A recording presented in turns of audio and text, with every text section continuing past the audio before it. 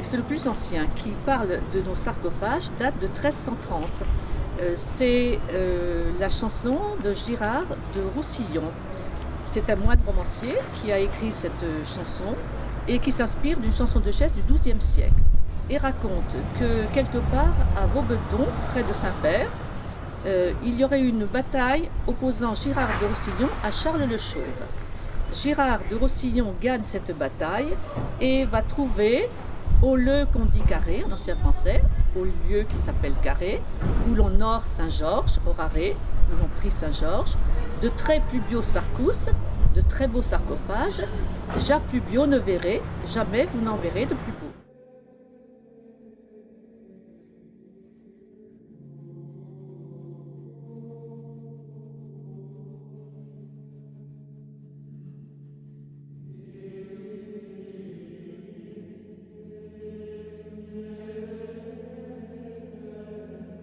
Le héros de cette bataille s'appelle Renaud, fils d'Aimon, roi des Ardennes.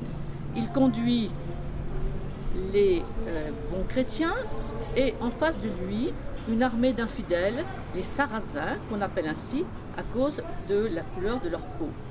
Et c'est mal engagé parce que les chrétiens sont en moins grand nombre et les Sarrasins sont plus aguerris au maniement des armes. Et en plus, notre Renaud ne trouve rien de mieux à faire que de s'endormir au pied d'un chêne à cause du doux chant d'un rossignol. Mais à car les tombes, il faut toujours compter avec Saint-Georges, notre saint patron. Il est toujours dans le ciel et il veille. Et il se rend compte de ce triste spectacle. Il faut donc agir. Il va sortir du ciel et avec l'épieu même avec lequel il a déjà terrassé le dragon, il va embrocher les Sarrasins par 10, par 50, par 100, par 300, par 1000 et bien heureusement va inverser l'issue de la bataille. Donc notre héros se réveille, alerté par le cliquetis des armes, et la première chose qu'il fait, c'est de maudire le rossignol. Rossignol, tu m'as endormi, que ne m'as-tu réveillé? Et c'est alors qu'un miracle va se produire.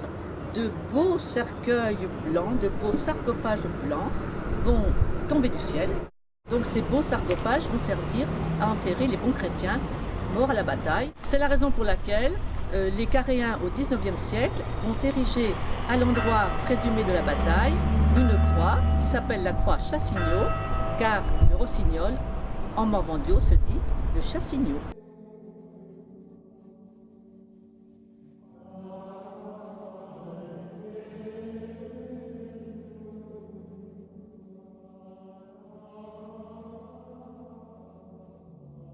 Donc je suis très contente de vous présenter notre saint patron, Saint Georges, qui trône fièrement dans le cœur de notre Église. Donc c'est une représentation très traditionnelle de Saint Georges. C'est une statue en pierre polychrome du XVIIe siècle. Vous voyez donc Saint Georges qui est vêtu dans son armure, puisqu'il était le patron des chevaliers. Donc on le représente traditionnellement comme cela. Si vous allez dans l'Europe de l'Est, vous verrez des icônes qui représentent Saint Georges dans cette attitude et dans cette posture. Et donc, il est sur son beau cheval blanc, beau destrier blanc, et il est en train de terrasser avec son épieu le dragon. Alors, que s'est-il passé? Saint Georges est censé être né en Cappadoce, de parents chrétiens, au IIe siècle. Et quelque part, on ne sait pas trop où, il y avait une bête d'Apocalypse, un méchant dragon, bête hybride, puisque non seulement il rampait, il crachait le feu, comme tout bon dragon qui se respecte, mais il volait. Nous voyons bien qu'il a des ailes. Et donc ce dragon terrifiait la population, ravageait les récoltes et surtout demandait un tribut journalier d'un jeune homme et d'une jeune fille tirés au sort qu'il avalait gloutonnement. Sauf qu'un jour, c'est la fille du roi qui est tirée au sort. Là, c'est beaucoup plus embêtant et il faut faire quelque chose. Et Saint Georges va se proposer de débarrasser véritablement le dragon, débarrasser la région du dragon avec l'aide du Christ, dit-on. Et donc c'est ce qui est représenté par cette statue.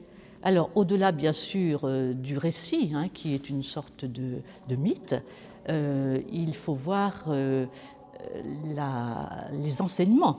C'est-à-dire que c'est le bien qui terrasse le mal, c'est la foi qui terrasse la mécréance, évidemment.